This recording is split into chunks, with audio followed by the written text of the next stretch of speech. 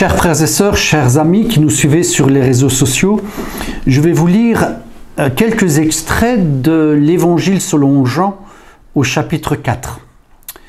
Jésus quitta la Judée et il retourna en Galilée.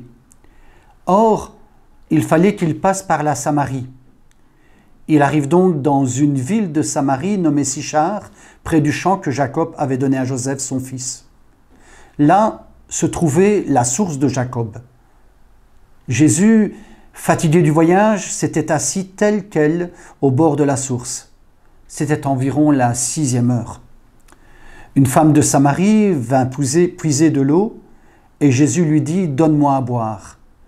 Ses disciples, en effet, étaient allés à la ville pour acheter des vivres. Un peu plus loin dans l'Évangile, il nous est dit « Cette femme qui était en dialogue avec Jésus laisse sa jarre et s'en alla dans la ville et elle dit aux gens « Venez voir, il y a là un homme qui m'a dit tout ce que j'ai fait. Serait-ce le Christ ?»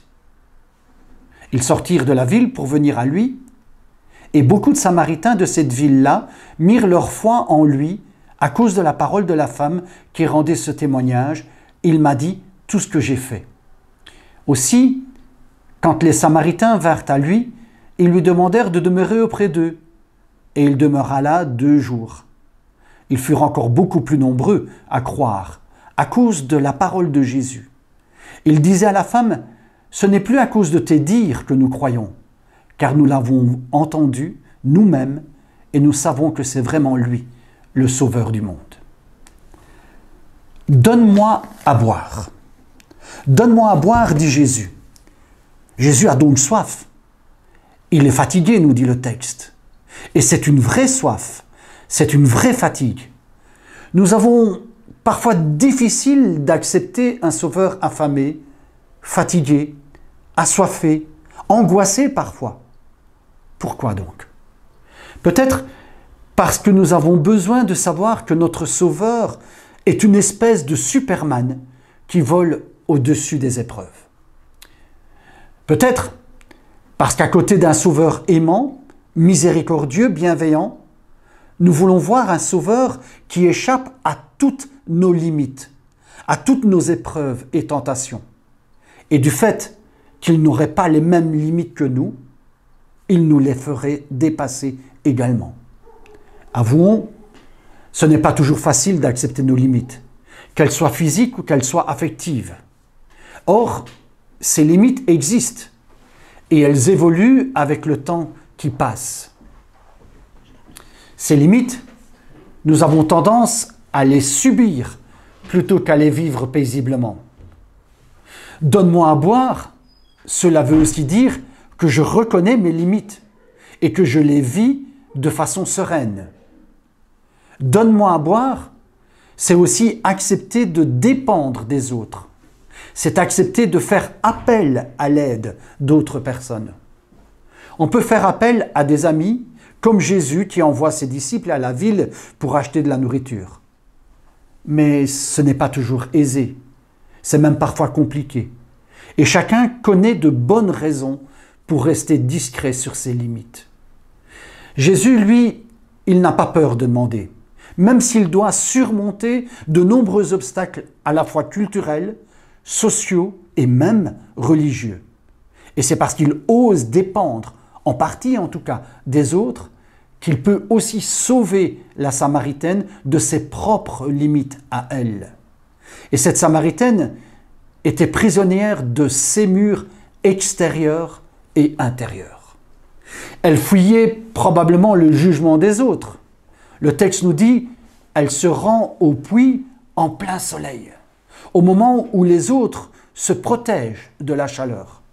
Elle fuit sa conscience. Elle fuit ses amours déçus qui lui avaient peut-être fait perdre toute confiance en elle. Ces amours déçus qui avaient fait naître tristesse, amertume et culpabilité. La bonne nouvelle, c'est justement d'apprendre que Dieu s'incarne en Jésus pour devenir semblable à tout être humain. Évangéliser, c'est dire au monde que Jésus est le seul à pouvoir vraiment combler notre besoin de vivre. C'est dire au monde que nous avons trouvé un sens à notre vie. C'est expliquer ce que l'évangile de Jésus-Christ apporte comme satisfaction à notre soif de vivre. Dans ce texte, Jésus se propose comme celui qui peut véritablement combler notre soif de vie.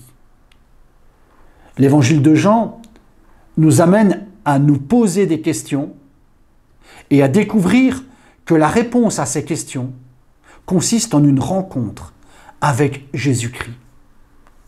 Et Jésus le fait de façon extraordinaire, cette rencontre.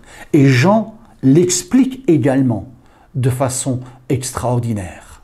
Cet évangile, c'est le plus paradoxal des 4 évangiles, en ce sens que le vocabulaire et même la construction des phrases sont facilement compréhensibles et traduisibles. Mais en même temps qu'ils sont faciles à comprendre et à traduire, à mon avis, c'est l'évangile qui nous plonge le plus dans le mystère de la révélation. Rien qu'un exemple.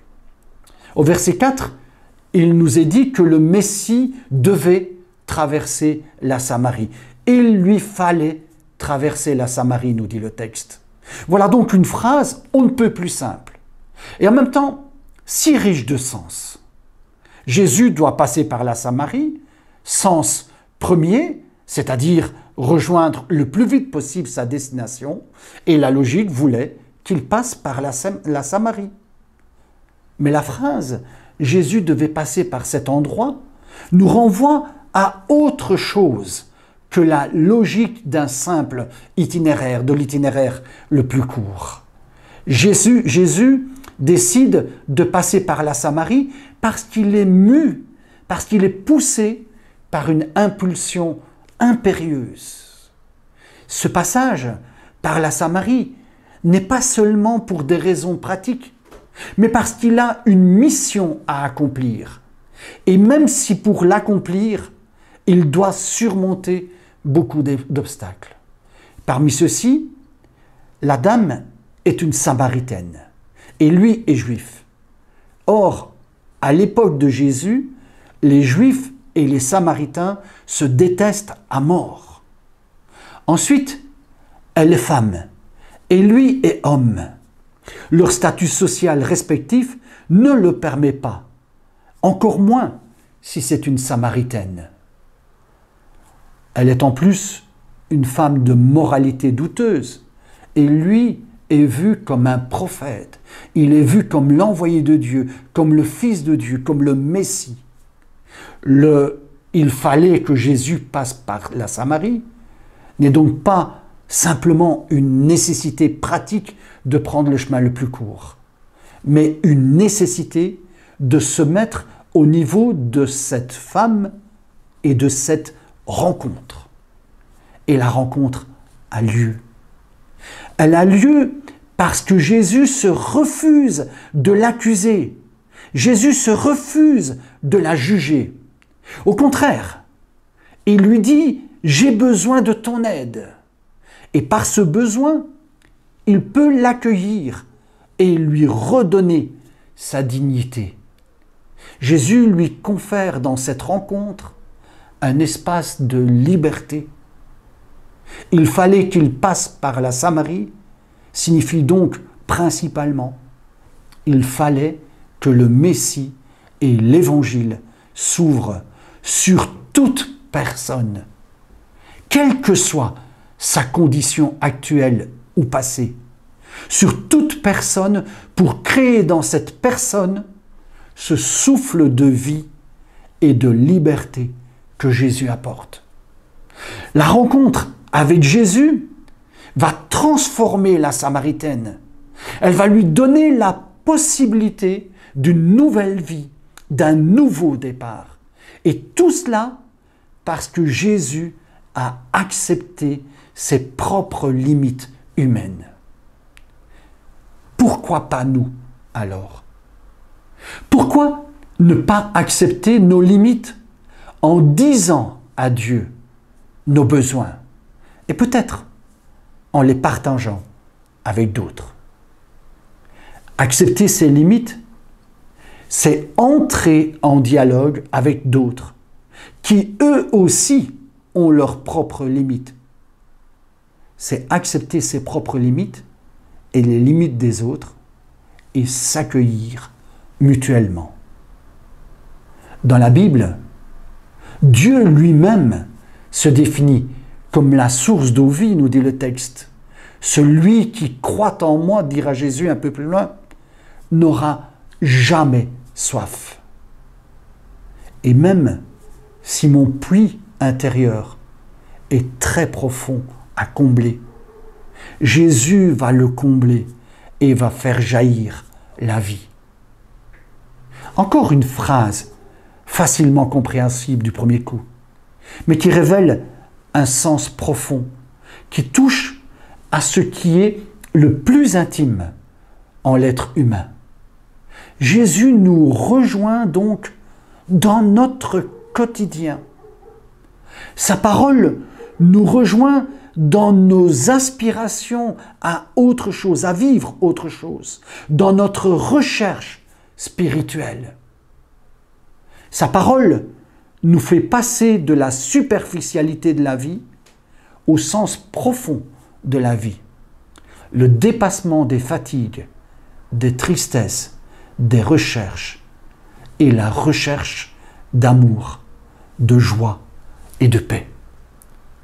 Et ce qui est formidable dans les évangiles, c'est qu'à partir d'une rencontre, et ici en l'occurrence de la rencontre de cette femme avec Jésus, cette femme va retourner dans le village. Elle va devenir elle-même prédicateur de la vraie vie. Celle qui lui est proposée par le Christ, elle dit « mais vous pouvez aussi la vivre ». Et tout cela parce qu'elle a bu à la source d'eau vive. Elle est devenue elle-même source jaillissante pour celles et ceux qu'elle va rencontrer. Son témoignage va permettre à d'autres de rencontrer le Christ et finalement de découvrir en lui le Sauveur, le Libérateur. Les habitants de ce village de Sychar disent maintenant, nous croyons non plus seulement à cause de ce que tu nous as dit, mais parce que nous aussi, nous avons vu et entendu cette parole de vie. N'est-ce pas là le plus beau témoignage que l'Église puisse rendre? Et n'est-ce pas là la plus belle parole encourageante qu'une Église puisse entendre? Il fallait que Jésus passe par la Samarie. Il peut combler notre puits intérieur. Et en cela, il devient pour moi, il devient pour chacun d'entre nous, parole de vie et source de vie. Que Dieu vous bénisse. Amen.